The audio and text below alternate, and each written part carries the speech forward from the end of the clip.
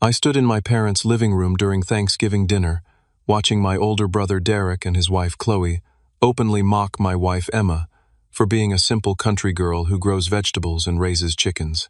Derek bragged about Chloe's fashion career and their luxury downtown penthouse, while dismissing my custom woodworking business as a hobby. Emma sat quietly, absorbing the insults with grace. My parents said nothing, subtly nodding along with Derek's superiority. The camera on Chloe's phone captured Emma's homemade pie being compared unfavorably to a store-bought cheesecake. I felt my blood boiling but held back. The moment that Thanksgiving dinner ended, I helped Emma gather her things in silence. She smiled at me with that patient expression I had come to know so well over our 3 years of marriage, the one that said she understood everything without needing words. As we drove home through the November darkness, I found myself thinking back to our wedding day and how different things might have been if my family had shown even a fraction of the warmth that Emma's family had given me. Our wedding had taken place in Emma's small hometown, a rural community about 2 hours outside the city where I grew up. The ceremony was held in a century-old church with wooden pews worn smooth by generations of families. Emma's parents had transformed their barn into a reception hall, stringing lights across the rafters and filling long tables with food they had grown and prepared themselves. It was beautiful in a way that had nothing to do with money and everything to do with love and effort. But my family had complained from the moment they received the invitation. My mother had pressed me repeatedly to have what she called a proper city wedding, suggesting venues downtown that cost more than most people earn in a year.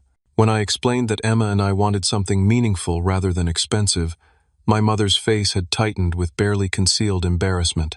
She worried aloud about what her friends would think, about how she would explain a barn wedding to her social circle. Derek's toast at the reception had been the first real warning sign, though I had tried to dismiss it at the time.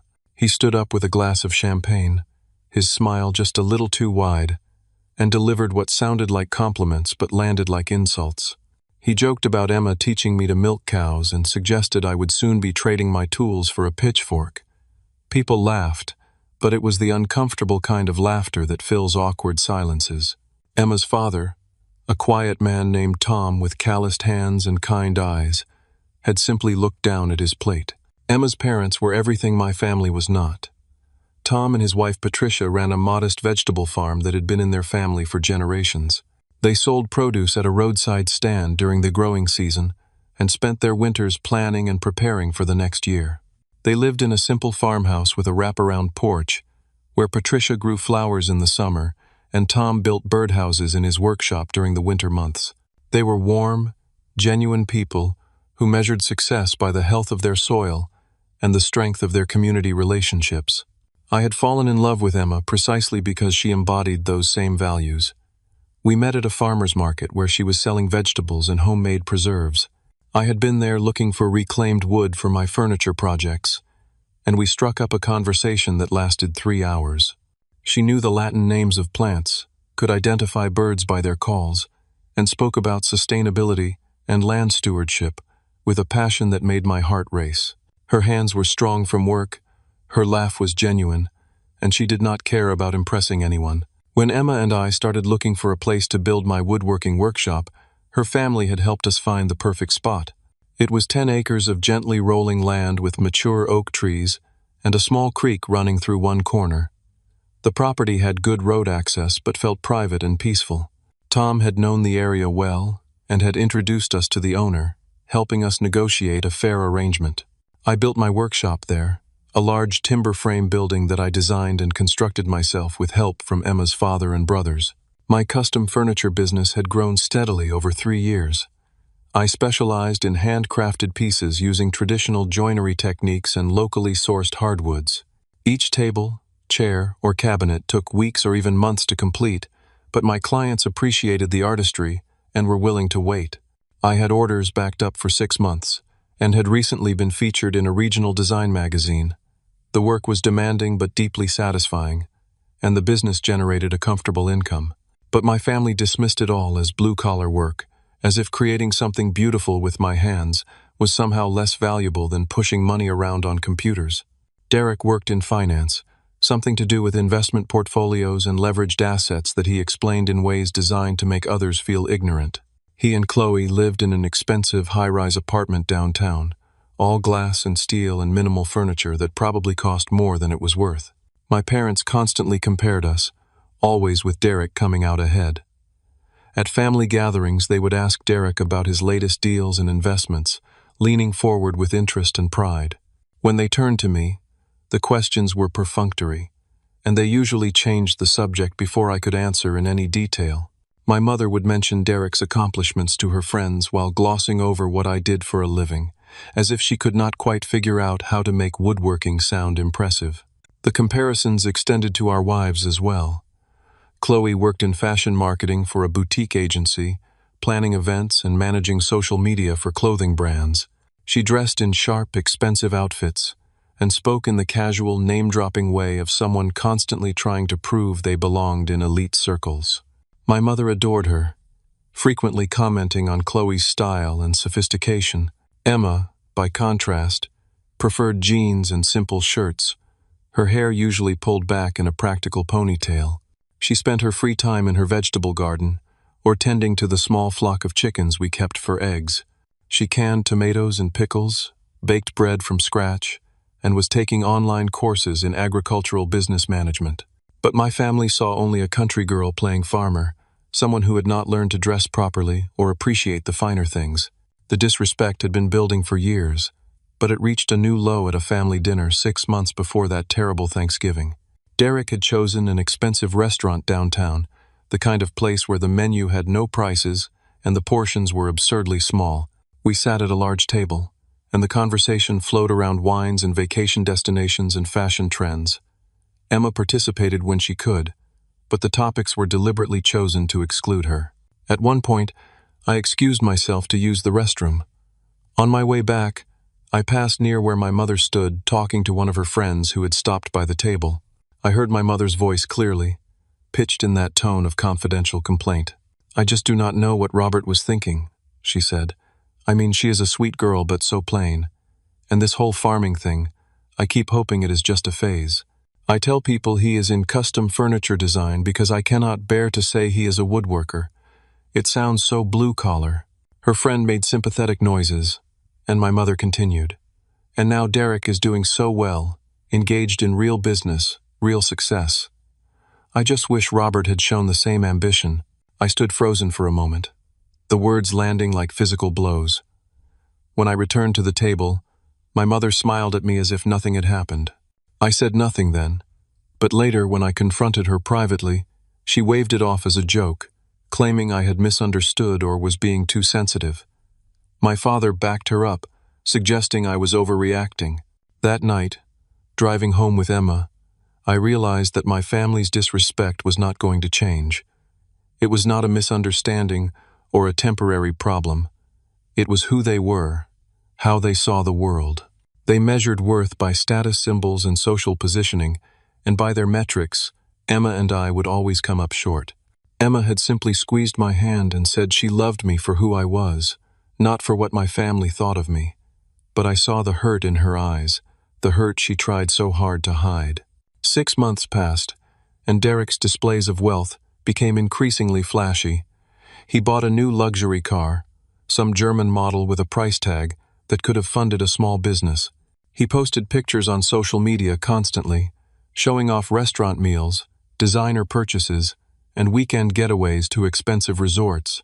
Each post seemed to include a subtle dig at simpler lifestyles, with captions about appreciating the finer things or investing in quality over quantity. My parents ate it up, sharing his posts and commenting with pride. They suggested repeatedly that I should ask Derek for business advice, as if his financial success meant he knew something about craftsmanship and honest work. Derek himself became insufferable, dropping hints about major investment deals and strategic partnerships with the casual arrogance of someone who thought money equaled wisdom. The breaking point came at a family gathering in early spring. Derek had called everyone together for a special announcement, insisting we meet at my parents' house on a Sunday afternoon. We gathered in their living room, and Derek stood at the center like a politician about to address his constituents. "I wanted to share some exciting news with the family," he began, his smile wide and self-satisfied. "I have just committed to a major investment in a commercial real estate development project. We are talking about a mixed-use complex in the downtown corridor, high-end retail and luxury condos. The projections are incredible. This is going to be huge." My parents applauded, my mother actually clapping her hands together in delight. Derek basked in the attention, going on about leveraged financing and market positioning and expected returns. Then he turned to me. "Robert, I have been thinking you should get in on this," he said. "I know you have been building up some savings with your furniture business. This is exactly the kind of opportunity that could take you to the next level. Real wealth building, not just trading time for money." I felt Emma stiffen beside me. I kept my voice level. "I appreciate the offer, Derek, but I am happy with what I am building. My business is growing steadily, and I like the control and stability." Derek's smile tightened. "That is exactly the kind of thinking that keeps people stuck, Robert. You have to take risks to make real money. Playing it safe with your little workshop is fine if you want to stay small, but do not you want more?" "I have what I want," I said simply. Chloe jumped in, her tone dripping with false concern. "Derek is just trying to help you, Robert. It must be hard watching everyone else succeed while you are still working with your hands like a tradesman. This could be your chance to catch up." Emma's hand found mine under the table, squeezing gently. I wanted to walk out, but I stayed seated. My father cleared his throat. "Derek does have a point, son. You have always been talented, but talent only goes so far. Maybe it is time to think bigger." The conversation moved on, but the message was clear. My family saw my refusal to jump into Derek's investment scheme as another sign of my limited ambition, my small thinking. They could not understand that I did not want what Derek had, that his version of success looked hollow to me. Over the following weeks, Derek's behavior became stranger. He called me late one evening, his voice slightly slurred, talking rapidly about market fluctuations and investor confidence. He seemed stressed despite all his bragging, and he drank more at family gatherings. He took frequent phone calls that he stepped away to answer, returning with a forced smile that did not reach his eyes. At a barbecue at my parents' house in June, Derek's business partner Trevor showed up. I had met Trevor a few times before, a nervous man with thinning hair who always seemed to be calculating something in his head. That day, he looked particularly anxious, barely eating and checking his phone constantly. When I tried to make conversation, he gave vague, evasive answers and excused himself quickly. Near the end of that barbecue, my parents made an announcement that sent a chill through me. They had decided to invest a significant portion of their retirement savings with Derek's firm, $200,000. Money they had spent decades accumulating was now tied up in whatever deals Derek was making. My mother beamed as she said it, so proud to be part of her successful son's ventures. Over the following weeks, Derek's behavior became stranger. He called me late one evening, his voice slightly slurred, talking rapidly about market fluctuations and investor confidence. He seemed stressed despite all his bragging, and he drank more at family gatherings. He took frequent phone calls that he stepped away to answer, returning with a forced smile that did not reach his eyes. My father's face hardened. "Your brother knows what he is doing, Robert. Just because you do not understand finance does not mean the rest of us should not take advantage of opportunities. Frankly, you sound jealous." I tried once more. "I am not jealous. I am concerned. Putting that much of your retirement into one investment seems risky, and that is why you will never build real wealth," my father said, walking away. Emma had been quiet during most of these family gatherings, but I knew she was paying attention. She had a way of observing people, of seeing through surfaces to what lay beneath. One night as we lay in bed, she said softly, "Your brother is in trouble, Robert. I do not know what kind, but something is very wrong." "What makes you say that?" I asked, though I had been thinking the same thing. "He is performing," she said. "All that bragging and flashing money around, it feels desperate, like he is trying to convince himself as much as everyone else. And did you see how much he drank at the barbecue? That is not celebration drinking. That is stress drinking." 2 weeks later, my suspicions were confirmed in the strangest way. I was working late in my workshop, hand-planing a piece of walnut for a dining table, when I heard a car pull up outside. It was nearly 10 o'clock, and I was not expecting anyone. When I opened the door, Derek stumbled in, clearly drunk. "Robert," he said, his words slurring together. "I needed to talk to someone who is not involved, you know? Someone outside the whole mess." "What mess, Derek?" I helped him to a chair in my workshop office. He put his head in his hands. "The development deal. It is falling apart. The primary investor pulled out, and now the whole financing structure is collapsing. Trevor is panicking, talking about liability and lawsuits. We used leveraged financing, Robert. Do you know what that means? It means we borrowed against projected returns that are not going to happen. It means if this goes bad, it goes really bad." I felt my stomach drop. "What about Mom and Dad's money?" "What mess, Derek?" I helped him to a chair in my workshop office. His phone rang, and he lurched to his feet, suddenly alert. "I have to take this." He stumbled outside, and I heard his voice taking on that false confidence again, assuring whoever was on the line that everything was under control. "Robert," he said, his words slurring together. "I needed to talk to someone who is not involved, you know? Someone outside the whole mess." Derek looked up, his eyes unfocused. "That is in a different fund. It should be fine." "Probably. I do not know. Everything is connected in ways I did not understand when I started.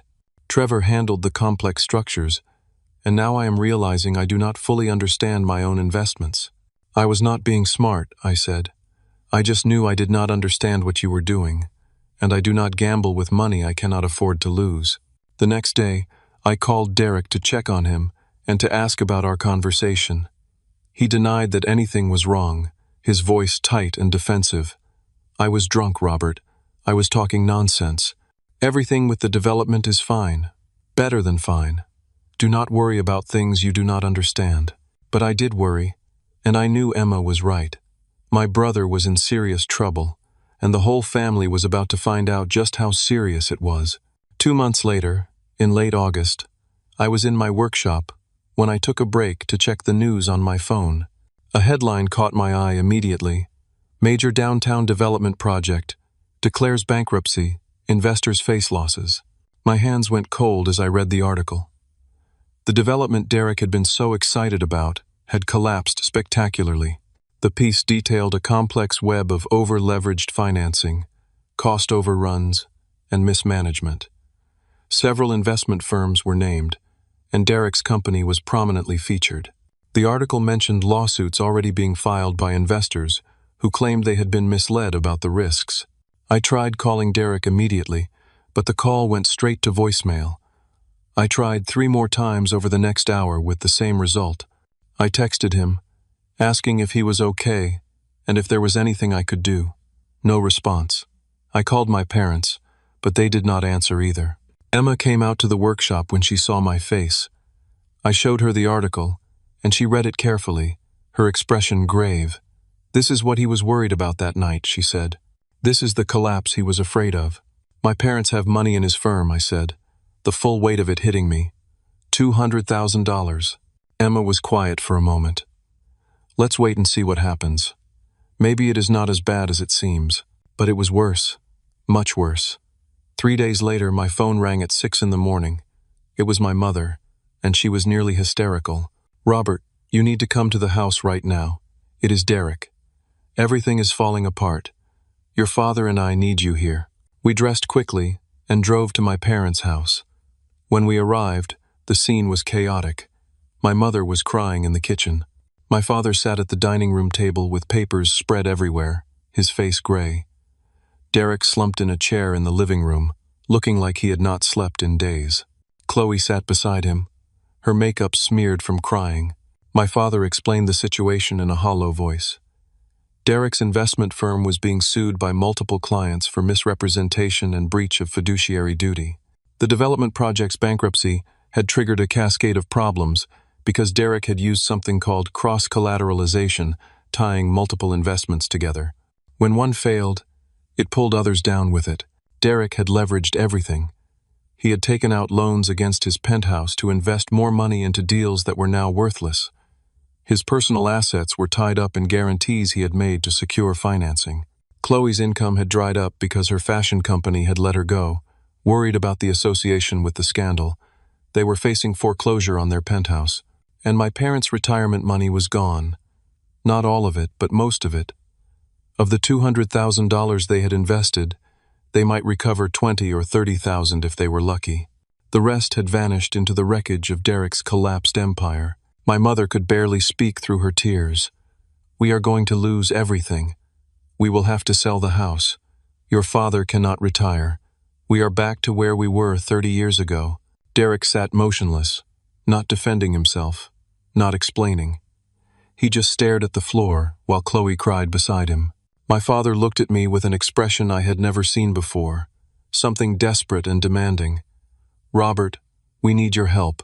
We need the family to come together." "What kind of help?" I asked, though I already knew where this was going.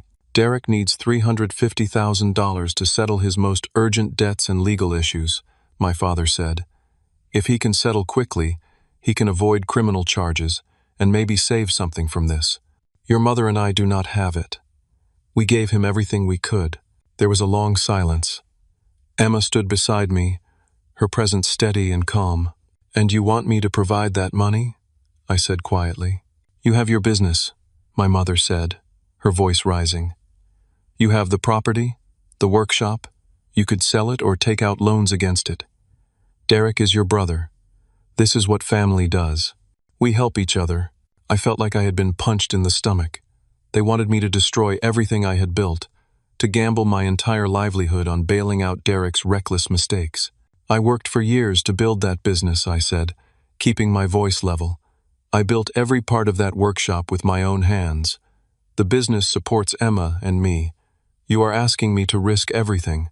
"We are not asking," my father said, his voice hard. "We are telling you. This is family. Derek made mistakes, but he is still your brother. If you do not help him, he could go to prison. Your mother and I will lose our home. Is that what you want?" Derek finally looked up. "Please, Robert. I know I messed up. I know I was arrogant and stupid. But I am begging you.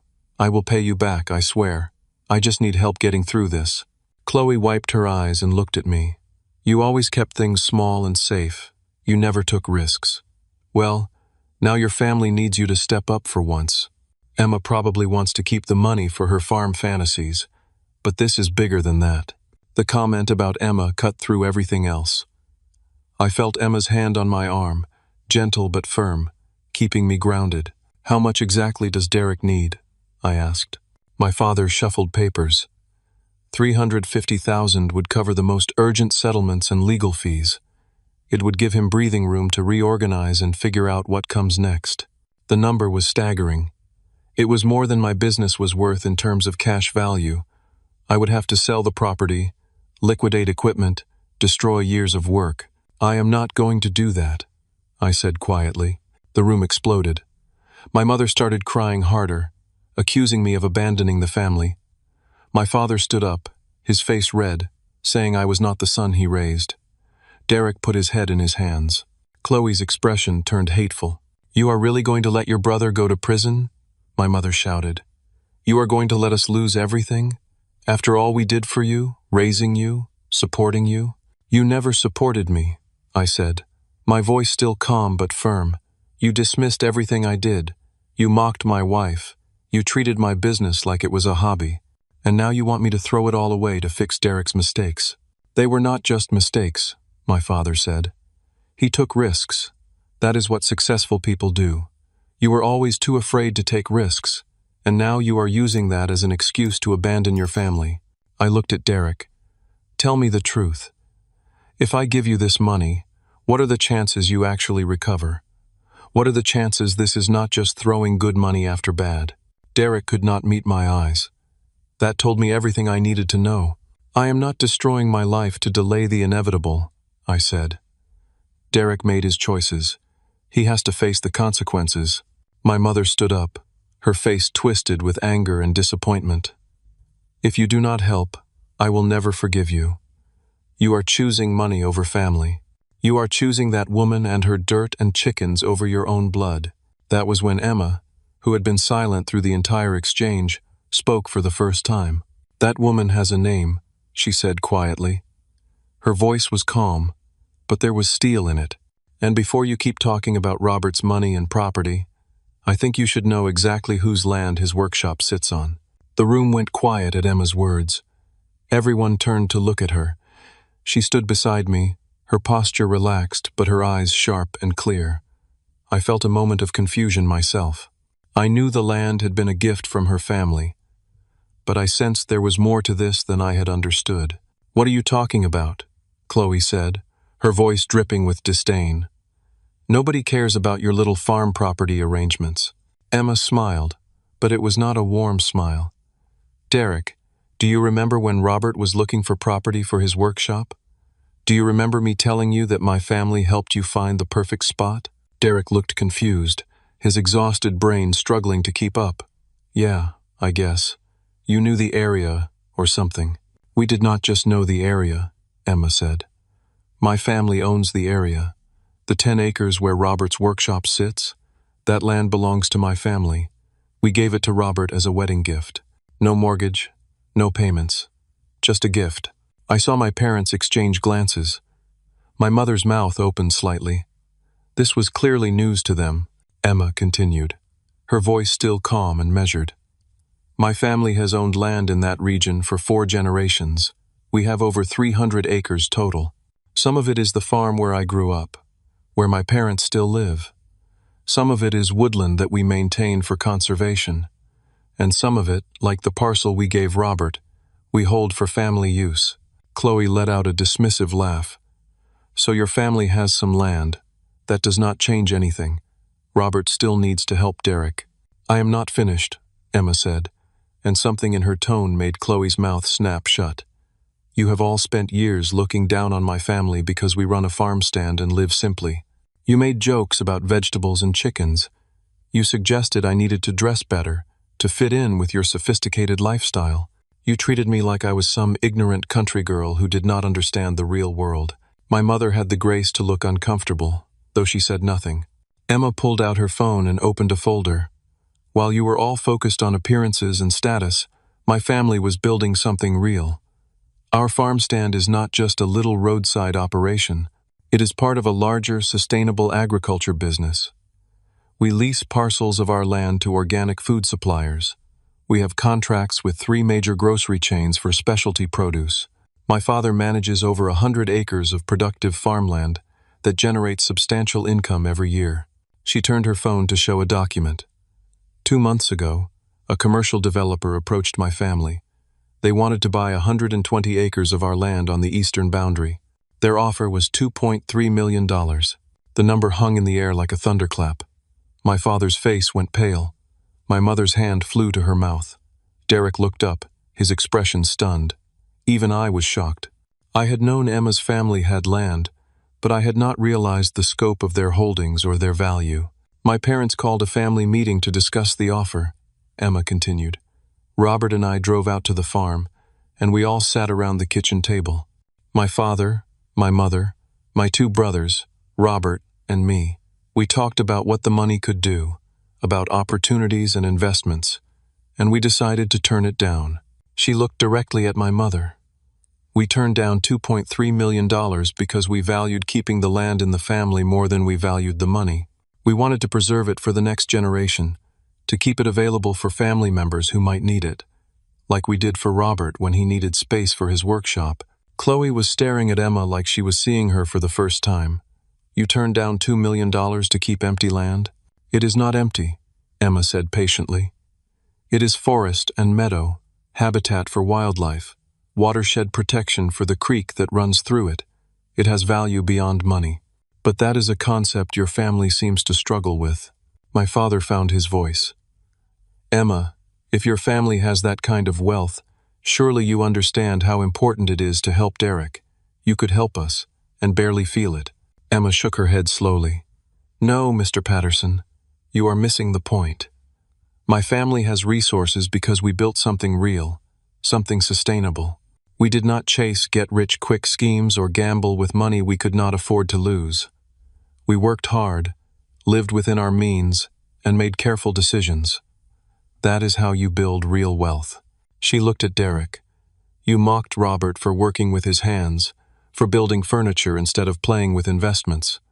But Robert creates real value. Every piece he makes will last for generations. He has clients who wait months for his work because they know it is worth having. That is real success. This is all very touching, my mother said, her voice tight. But it does not change the fact that Derek needs help. If you have the means to help, then do it. That is what decent people do. Emma's expression hardened. Decent people? For 3 years your family has treated me like I was not good enough to be part of it. You mocked my clothes, my interests, my background. You dismissed everything about me as unsophisticated and simple. You made Robert feel ashamed of his work and his choice to marry me. And now, in your moment of crisis, you expect me and my family to rescue you? The silence was absolute. I had never heard Emma speak with such controlled anger. Let me be very clear, Emma said. My family has the financial means to bail Derek out several times over. We could write a check today for $350,000 and still have substantial resources left. But we are not going to do that. Not because we are cruel, but because you have to face the consequences of your choices. And because respect is not something you can buy when you suddenly need it. Chloe's face had gone from pale to red. You smug little country nobody. You are standing there acting superior when your whole family is just a bunch of farmers playing at being business people.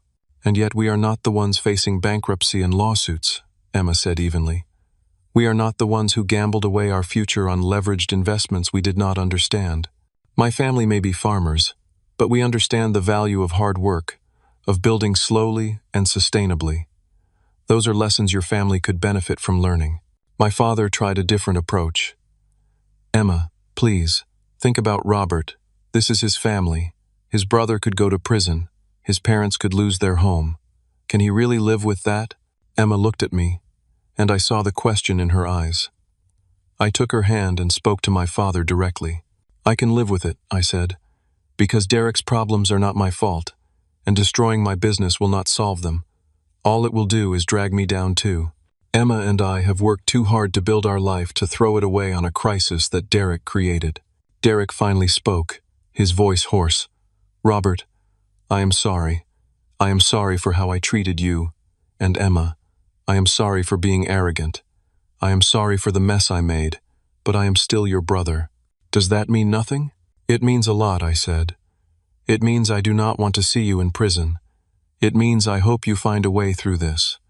But it does not mean I am going to sacrifice everything I have to delay the inevitable. You are going to have to face this, Derek. You are going to have to accept responsibility and deal with the consequences. I can live with it, I said, because Derek's problems are not my fault, and destroying my business will not solve them. All it will do is drag me down too. Emma and I have worked too hard to build our life to throw it away on a crisis that Derek created. Emma squeezed my hand, and I knew she was with me, no matter what came next. Then I guess that is your choice to make, I said quietly. I turned toward the door, Emma beside me. Behind us, my mother was crying. My father was shouting about betrayal and selfishness. Chloe was saying something vicious about Emma. Derek sat in silence, his head in his hands. We walked out of the house and got into our truck. As we drove away, Emma was quiet for a long time. Finally, she spoke. Are you okay? She asked. I do not know, I admitted, but I know we did the right thing. We did, she said. Your family has spent years telling you that you were not enough, that your choices were wrong. They cannot turn around and demand your help when their choices fall apart. I drove us home in silence, my mind churning with emotions I could not quite name. When we got back to our house, Emma went to check on her chickens, and I walked to my workshop. I stood inside the building I had constructed with my own hands, surrounded by tools I had collected over years, looking at the half-finished dining table on my workbench. This was what I had built. This was real. This was mine. And I was not going to let anyone take it from me. The week after the confrontation at my parents' house, I heard nothing from my family. No calls, no texts, not even angry voicemails. The silence was somehow worse than the fighting. I threw myself into work, spending long hours in the workshop, focusing on the precision of joints and the grain of wood, because it was something I could control. Emma went about her routines with her usual calm determination. She tended her garden, collected eggs from the chickens, and continued her online coursework. But I could see the tension in her shoulders, the way she checked her phone more often than usual, waiting for the other shoe to drop. It dropped on a Saturday morning. My father called, his voice formal and cold. "Your mother wants to talk to the whole family," he said. "Tomorrow afternoon at 2. She expects you and Emma to be there." "What is this about?" I asked. "Just be there," he said, and hung up. Emma and I debated whether to go. Part of me wanted to refuse, to draw a line and stick to it. But Emma pointed out that we needed to know what was happening, that avoiding the situation would not make it go away. So we drove to my parents' house the next day, both of us tense and uncertain about what we would find. When we arrived, Derek's car was already in the driveway. We walked into the house to find my parents, Derek and Chloe, all sitting in the living room. The atmosphere was thick with tension and resentment. My mother spoke first, her voice tight. "I asked you here because we need to settle this situation once and for all. Derek's lawyers have worked out a settlement arrangement. He needs $275,000 by the end of the month. If he does not come up with it, he will face criminal charges and almost certainly go to prison." I said nothing, waiting for the demand I knew was coming. "Your father and I have mortgaged this house," my mother continued. "We have borrowed against everything we have left. We can contribute $90,000. That leaves $185,000 still needed." Derek looked up at me, his eyes red-rimmed. "Robert, I know I do not deserve your help, but I am begging you. I have lost everything. Chloe and I are living in a studio apartment in a building with broken elevators. I am working at a grocery store to try to pay for groceries. My career is destroyed. I have nothing left, except the chance to stay out of prison." Chloe was crying quietly. "Please," she whispered. "I know I was terrible to you and Emma. I know I said awful things. I am sorry. We are just desperate." I felt Emma tense beside me. I kept my voice calm. "I understand you are desperate. I understand this is serious. But nothing has changed about my situation. I cannot give you money I do not have without destroying my business." My father's face hardened. "You have the workshop property. You could take out a loan against it. You could sell it if necessary. You are choosing not to help." "I am choosing to protect what I built," I said. "Just like you would choose to protect your house if someone asked you to give it away." "We are mortgaging our house," my mother said, her voice rising. "We are sacrificing everything to help Derek. Why will you not do the same?" "Because Derek is not my responsibility," I said. "He is an adult who made his own choices. I am sorry those choices had consequences, but I did not create this situation." Chloe's tears dried up suddenly, and she looked at Emma with pure hatred. "This is your fault," she spat. "You are the one telling Robert to abandon his family. You are poisoning him against us, because we were not impressed by your little farm girl routine." Emma's voice was quiet but clear. "I have not told Robert anything except to make his own choice. But since you brought it up, let me tell you what I think. I think your family has spent years measuring success by the wrong metrics. You valued appearances over substance, status over character. You taught Derek that taking risks with other people's money made him smart, that flashy displays of wealth meant he was winning. And now that those lessons have led to disaster, you want Robert to validate that approach by sacrificing himself to fix it." My mother stood up, shaking with anger. "How dare you lecture us about values? Your family lives in the middle of nowhere playing farmer. You have no idea what it takes to succeed in the real world." This was the moment. I saw it in Emma's eyes, the decision to reveal the truth she had only hinted at before. She pulled out her phone and opened her photos to a specific document, then handed the phone to my mother. "That is my family's most recent property tax assessment," Emma said calmly. "The land my family owns is valued at just over $4 million. The agricultural business generates approximately $300,000 in annual revenue.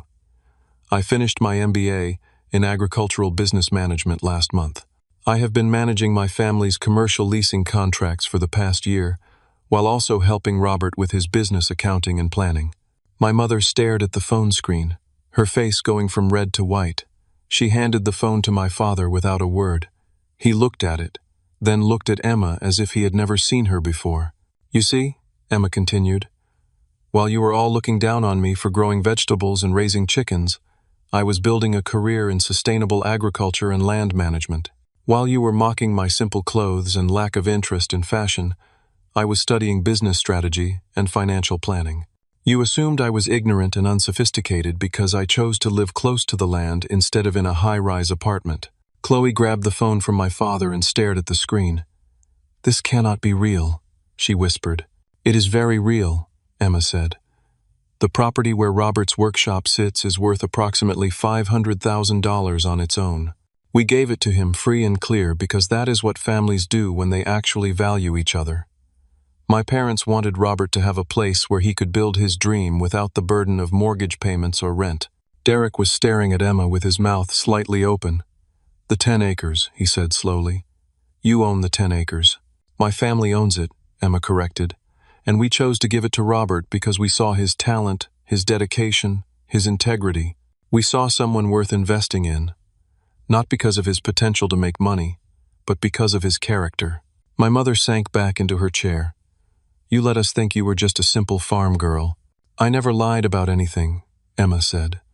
"You all made assumptions based on your own prejudices. You saw someone who wore jeans and grew tomatoes and decided that meant I was beneath you. You never bothered to ask about my education, my work, my family's business. You just wrote me off as unsophisticated." There was a long, painful silence. My father cleared his throat. "Emma, if your family has those kinds of resources, surely you can understand why we are asking for help. $200,000 would barely make a dent in your family's worth." Emma shook her head. "You are still not listening. My family has resources because we built them carefully, over generations. We did not gamble. We did not take on massive debt to look successful. We did not measure our worth by what other people thought of us. We worked hard, lived within our means, and made smart decisions. Those are the values that build real wealth." She looked directly at my mother. "You want my family's help? After 3 years of treating me like I was not good enough for your son? After mocking my parents and their farm? After suggesting I was holding Robert back from his potential? You think you can demand help from people you have disrespected?"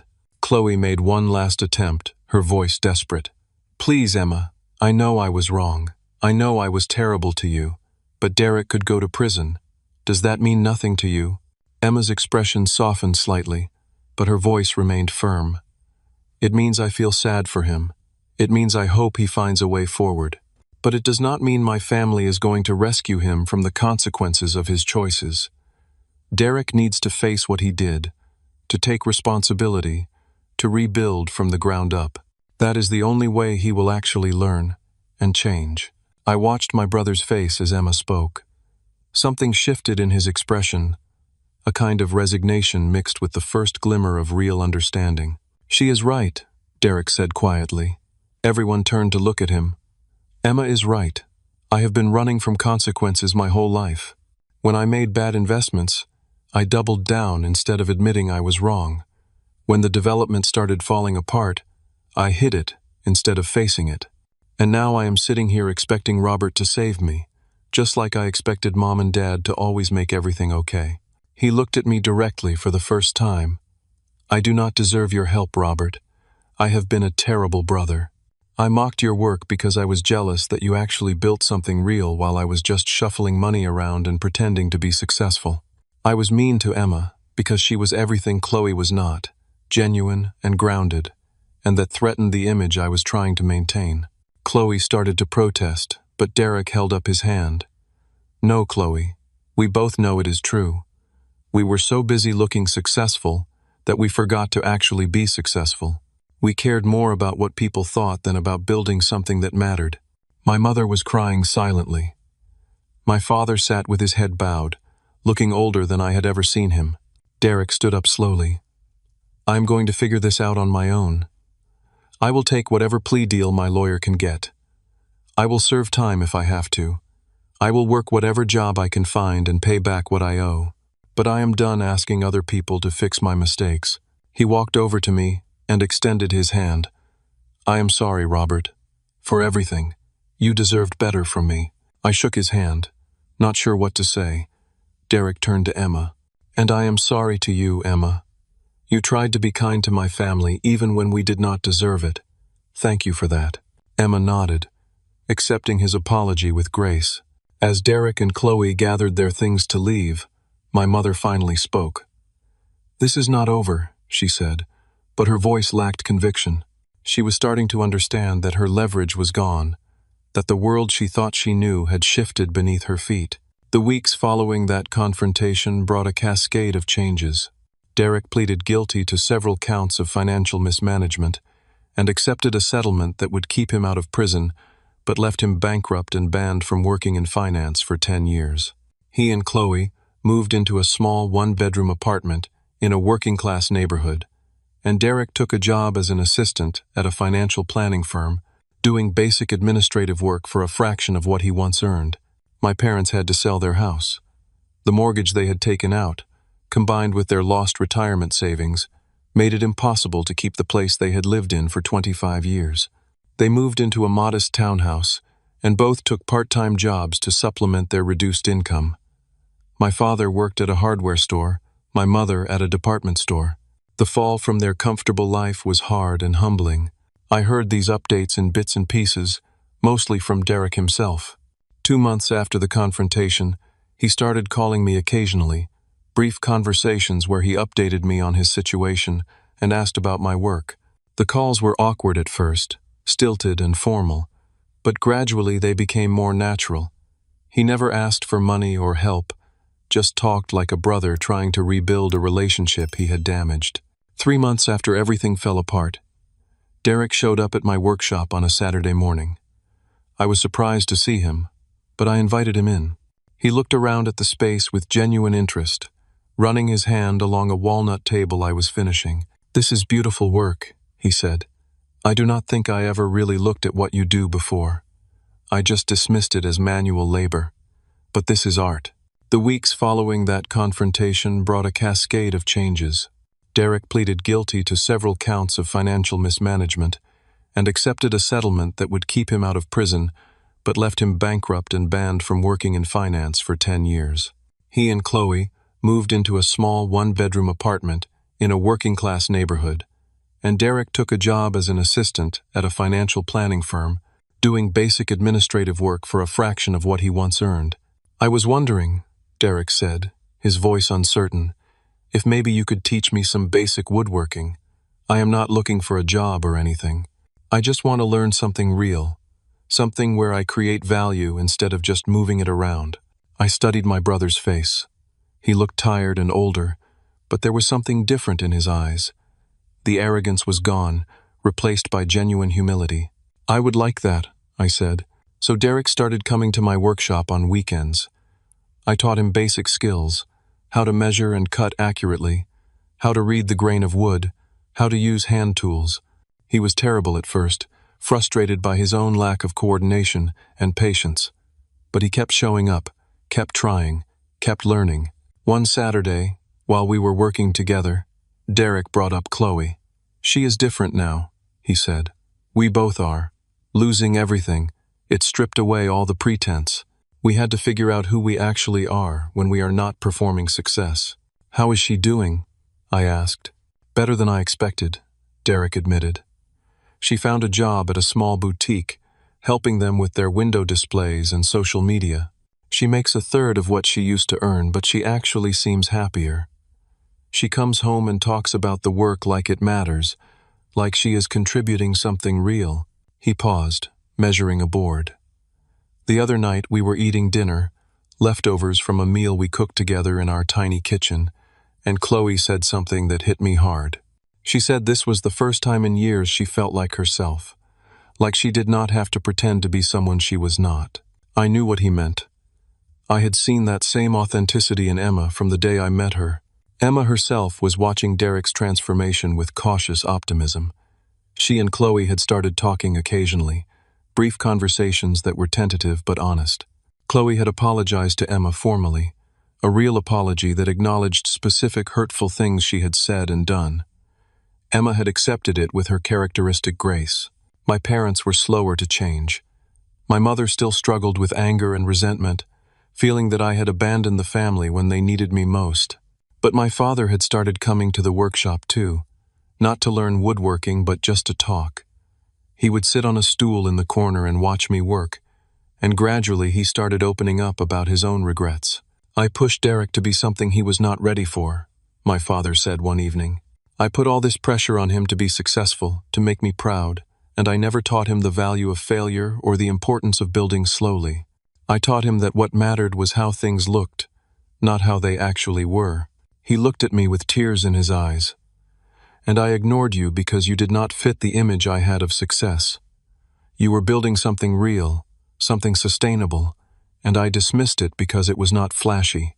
I am sorry, son. I should have been proud of you all along." It was a hard conversation, emotional and painful, but it was real in a way my family's interactions had never been before. My father started working on his relationship with Emma too, asking her about her work and her family's farm, listening with genuine interest instead of condescending curiosity. My mother took longer. She could not quite let go of her resentment, her sense that the world had treated her unfairly.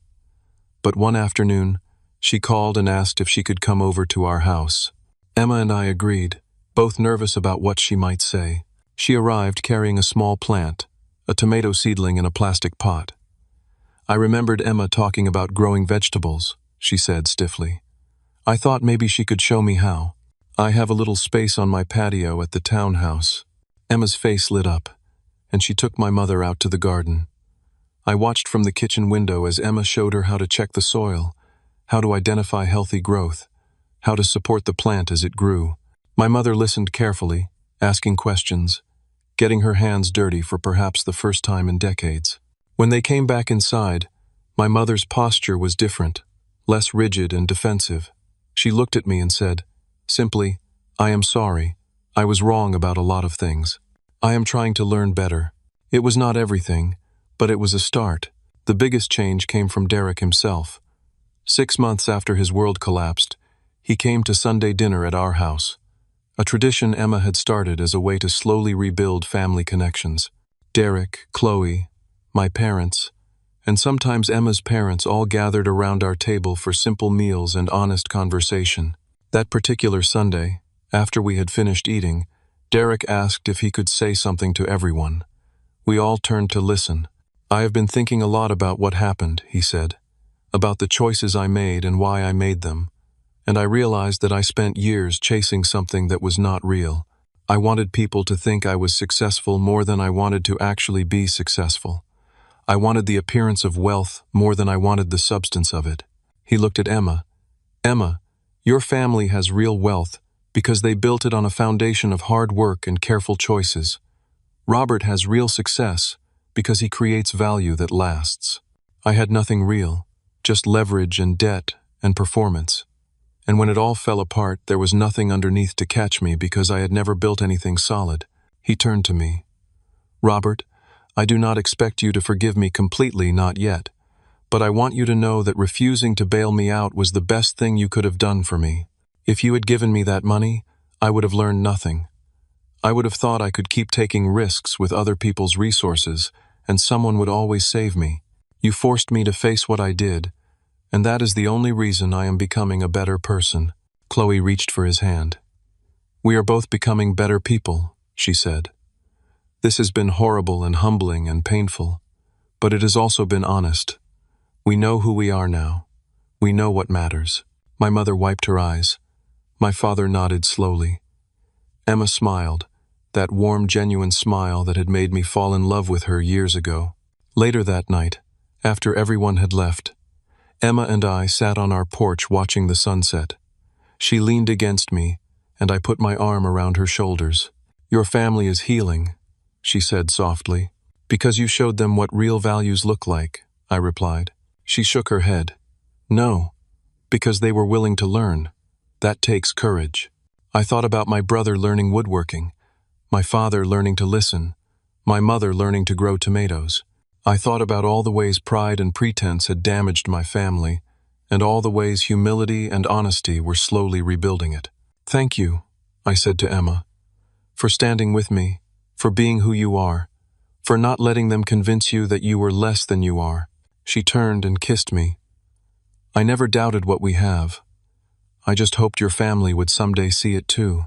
A year after Derek's financial collapse, my family gathered at Emma's parents' farm for the first time. It was a warm day in late spring, and Patricia had invited everyone for what she called a planting celebration, a tradition where the family spent the day preparing gardens and fields for the growing season. I watched my mother work alongside Patricia, both of them on their knees in the dirt transplanting tomato seedlings. My mother's hands, once manicured and soft, were developing calluses. She was laughing at something Patricia said, a real laugh, not the polite performance laugh I had grown up hearing. My father and Tom worked together repairing a fence at the edge of the property, their conversation easy and comfortable. My father had started spending more time at the workshop, and he and I had built a small bookshelf together for my parents' townhouse. He kept photos on it now, pictures of the family not arranged for show but gathered naturally from real moments. Derek stood beside me, watching the activity. He had continued learning woodworking and had recently completed his first real project, a small table that now sat in his and Chloe's apartment. He was proud of it in a way that was completely different from how he had been proud of his investment deals. This pride was quiet and deep, rooted in the knowledge that he had created something with his own hands. "I was thinking about taking some agriculture courses," Derek said. "Maybe online like Emma did with her MBA. I am not going to become a farmer or anything, but I want to understand how real businesses work, how you build value over time instead of just shuffling money around." "That sounds good," I said. Emma could probably recommend some programs. Chloe was helping Emma collect eggs from the chicken coop, both of them chatting and laughing. Chloe had let her hair return to its natural color and wore jeans and a simple shirt. She looked more like herself than I had ever seen her, comfortable in her own skin, instead of constantly performing an image. "Can I tell you something?" Derek asked, his voice quiet. "I used to think you were weak. I thought you settled for less because you were not smart enough or ambitious enough to go after more. I thought Emma was holding you back from your potential." He paused, watching Emma and Chloe walk back from the chicken coop, carrying baskets of fresh eggs. "But you were the strong one all along. You had the courage to build something real instead of chasing illusions. You chose a partner based on who she actually was, not on how she looked on your arm at parties. You had the strength to say no when your whole family was pressuring you to destroy yourself to save me." I did not know what to say, so I just nodded. "I am glad you said no," Derek continued. "I needed to hit bottom. I needed to lose everything so I could figure out what actually matters. And now, for the first time in my life, I feel like I am building something real. It is small and slow, and nobody is impressed by it. But it is mine. It is honest." Emma called us over to help carry vegetables into the farmhouse kitchen. We all worked together preparing lunch, chopping and cooking and talking. The conversation flowed naturally, filled with jokes and stories and genuine interest in each other's lives. As we sat down to eat, Tom stood and cleared his throat. "I just want to say how glad Patricia and I are to have all of you here today. Emma and Robert, you built a good life together based on solid values. Derek and Chloe, we have watched you work hard to rebuild after your troubles, and we respect the courage that takes. And to Robert's parents, we are glad to be sharing this day with you." My mother stood up, her voice shaking slightly. "I need to say something too. I spent years caring about the wrong things. I taught my sons that what mattered was status and appearances, that success meant impressing other people. I looked down on Emma and her family because I thought I was better, more sophisticated, more successful. But I was wrong about everything that matters." She looked at Emma. "Emma, you and your family have more real success than I ever understood. You built something that lasts, that means something, that helps people and enriches lives. I am sorry it took me so long to see that. I am sorry for how I treated you." Emma stood and hugged my mother, and I saw tears on both their faces. The meal was simple but delicious. Vegetables from the farm, bread Patricia had baked that morning, chicken from the flock Emma and Chloe had collected eggs from earlier. We ate and talked and laughed, and it felt like family in a way that all our fancy restaurant dinners never had. After lunch, Derek and I walked out to the edge of the property where the land sloped down toward a creek. We stood in silence for a while, just looking at the water and the trees. "Do you remember that night I showed up drunk at your workshop?" Derek asked. "When I was rambling about the development deal falling apart." "I remember. I was terrified that night. Not just of losing money, but of everyone finding out I did not actually know what I was doing. I had been faking it for so long, pretending to understand complex financial instruments that I only barely grasped. I thought if I acted confident enough, if I made enough money, nobody would ever question whether I actually had substance behind the performance." He picked up a stone and tossed it into the creek. "But you knew. Even back then, you knew I was hollow inside. That is why you did not invest with me. You saw through the act." "I did not see through anything," I said honestly.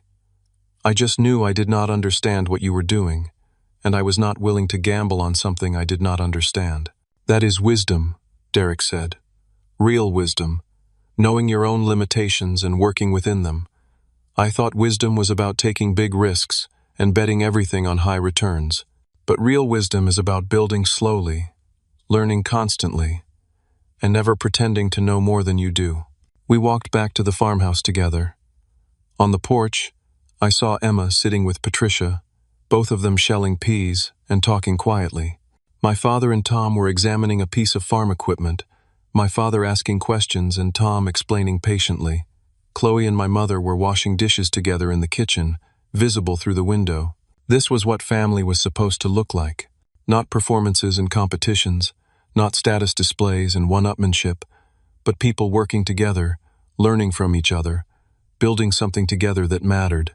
As the sun started to set, we all gathered on the porch. Emma brought out a pie she had made from last year's preserved cherries, and we ate it while watching the sky turn orange and pink. "I have been thinking about what to do with the eastern parcel," Tom said. "The land the developers wanted to buy. Emma and I have been talking about maybe setting it up as a conservation easement, preserving it permanently as wildlife habitat." "That is a beautiful idea," my mother said. "Preserving something for future generations instead of just cashing out." Tom smiled. "That is what real wealth is about. Not how much you can get for something, but what you can build and protect and pass on." I looked around at my family, all of us changed by the events of the past year. Derek had learned that true success comes from creating real value, not from performing success. Chloe had discovered that authenticity brings more satisfaction than image. My parents had learned that wisdom and worth come in many forms, not just the ones they had been taught to value. As the sun started to set, we all gathered on the porch. Emma brought out a pie she had made from last year's preserved cherries, and we ate it while watching the sky turn orange and pink. As the sun started to set, we all gathered on the porch. Emma brought out a pie she had made from last year's preserved cherries, and we ate it while watching the sky turn orange and pink. And I had learned that standing firm in your values, even when everyone you love is pressuring you to abandon them, is the only way to build a life that lasts. "People can change," Emma said, "when they are willing to face hard truths and do the work. Your family did that work." I thought about Derek's hands, developing calluses from woodworking. I thought about my mother's tomato plants, thriving on her patio. I thought about my father, learning to value craftsmanship and patience. "Thank you," I said again, as I had said so many times over the past year, "for being you, for showing my family what real values look like, for standing with me when it would have been easier to give in." Emma smiled. "That is what partners do. We stand together, we hold to our values, and we build something real." "It was," I agreed. "A year ago, I never would have imagined my whole family spending the day at your parents' farm. But those who quietly build substance, who work with their hands and their hearts to create real value, will outlast any storm. Success is not about impressing others or accumulating things. It is about knowing who you are, choosing a partner who shares your values, and having the courage to build a life that matters even when others mock you for it. The people who look down on honest work and simple living are often the ones who have built their lives on sand. When the storms come, and they always do, Only those with solid foundations will remain standing. The life lesson that came from our family's crisis was simple but profound. True wealth is not measured by status symbols or flashy displays of success. It is measured by the depth of your character, the strength of your relationships, and the integrity with which you build your life. Those who chase external validation and perform success will always be vulnerable because there is nothing solid beneath the performance. Emma's quiet strength, her family's generational wisdom, and her refusal to be defined by others' opinions had saved us both. She showed my family that real sophistication is about substance, not style. Real success is about creating value, not performing it. And real wealth is about building something that lasts, something that enriches not just your own life but the lives of those around you. As we pulled into our driveway, I looked at our house, modest and comfortable, surrounded by Emma's gardens. I looked at my workshop in the distance, solid and productive. I thought about the life we had built together, rooted in honest work and genuine values. This was real success. This was true wealth. And no amount of pressure or mockery or family drama could take it from us, because it was built on a foundation that could not be shaken. What do you think is more important, building real substance or performing success for others? Have you ever had to stand firm in your values when everyone around you pressured you to compromise? Share your thoughts in the comments below. If this story resonated with you, please give it a like and subscribe for more stories about finding your way through life's challenges. And if you know someone who needs to hear this message about the difference between real and performed success, please share this story with them. Thank you for listening. And remember, the strongest foundations are built slowly, honestly, and with integrity. May you have the courage to build something real, no matter who questions your choices along the way.